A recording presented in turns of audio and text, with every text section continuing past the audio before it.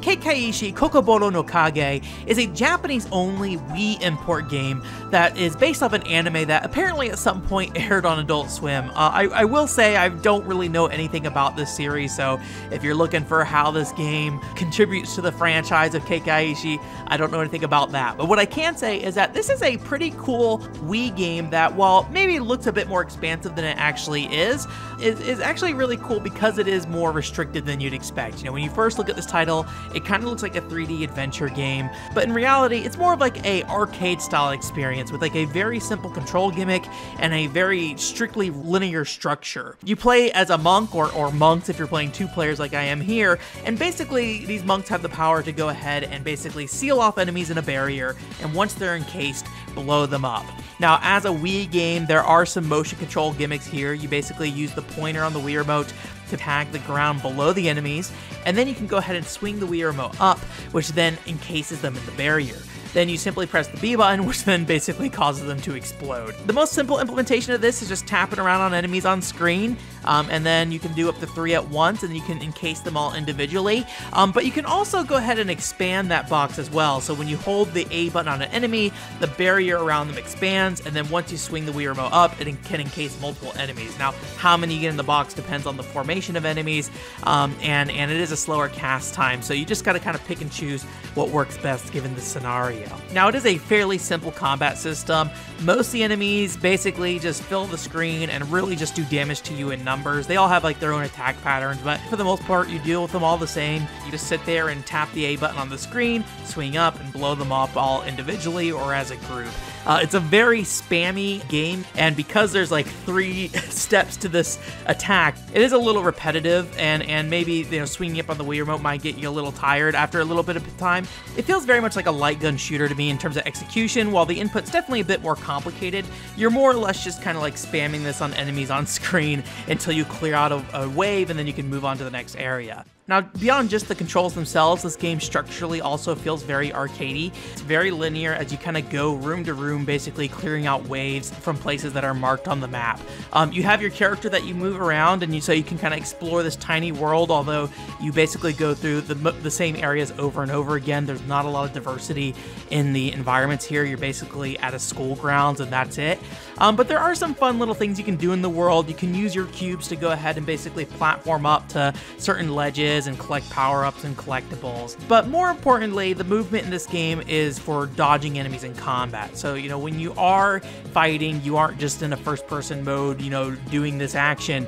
Your character is within the world itself, and the camera itself, to some degree, kind of locks in a position. So you kind of have this full view of the room, and if you, like, walk away from the enemies, it's not following behind your back.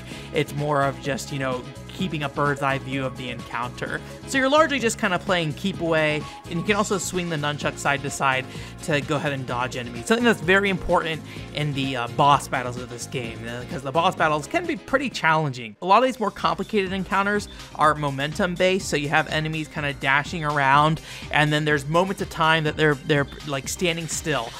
You actually casting your barrier attack is a kind of slow process, so kind of reading an enemy's movement, identifying where they're going to stop and how long they're going to stop for is pretty important in at least the harder fights. And since you can only put up 3 barriers at once, if you fail to actually encase them in your barrier, you know, it basically can slow you down from actually attacking them when they're vulnerable. So missing opportunities really open you up for a lot of damage. You can parry like certain attacks, though it can be hard to tell which ones. The game doesn't really clearly denote, you know, which attacks are parryable. So for the most part, you just kind of take damage and just kind of live and learn after getting hit. The controls in general of this game are a bit rough, I will say. It's hard to be super precise in combat, and the camera isn't locked to the player, as I mentioned earlier, but it does kind of like track the players in some ways, and when you're playing 2 players, this can create a lot of weird camera issues where both characters aren't really on screen, so you don't really know what's happening, or maybe just one character's off screen. In general, there's just like a lot of these kind of like small little quirks in the game. There's also like this weird kind of layering issue with like doing attacks in 2 players, where if one player like cast spells in front of all the other enemies, the other player can't cast behind them kind of thing. So there's some weird little quirks like that. But overall, it's a fairly forgiving game, so I think it doesn't really get that much in the way. And it's also a really short game too. This is about a 2 to 3 hour long title, which I think kind of fits into, like what I said earlier, this being kind of like an arcadey experience. You just kind of go in, blow up a bunch of stuff, and then enjoy what that is, and then move on with your life, right?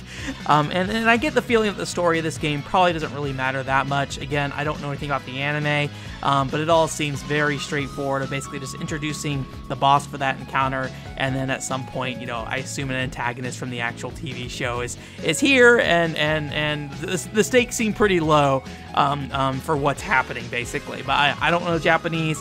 Maybe something super important's happening here, but you at least don't need the story to enjoy this game. And in general, I guess I can say this is a title that's, you know, not super amazing. You know, it's not some like crazy hidden gem on the Wii or anything like that. It's fun, it's short, and it's simple, and it uses the Wii remote in a gimmicky but like really memorable fashion that I think is, you know, one of those things that it's like, oh, the anime has this concept, and then the developers think about like, well, how can we map this onto a video game? And I always like kind of respect, you know, a game that takes a concept from another medium and just basically tries to, you know, bring it into an aspect of the game that the player actually interacts with. And in the case of this, you know, it defines a very kind of unique combat style that I would imagine without this anime existing, you know, this game probably would not have settled on in a lot of ways. So, and it works well enough that I think it's not like too frustrating to use. So as long as you're just, you know, approaching this game casually, you'll probably have a good time. You know, check it out in an afternoon. I'd recommend playing it with a friend, although it can make some of the controls a bit janky, as I mentioned earlier. But I think that's just kind of the best way to enjoy this type of title.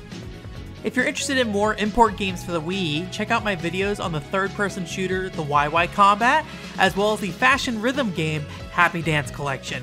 Thank you for watching, and if you like this video, please share, subscribe, comment, and whatever else you can do to show your support.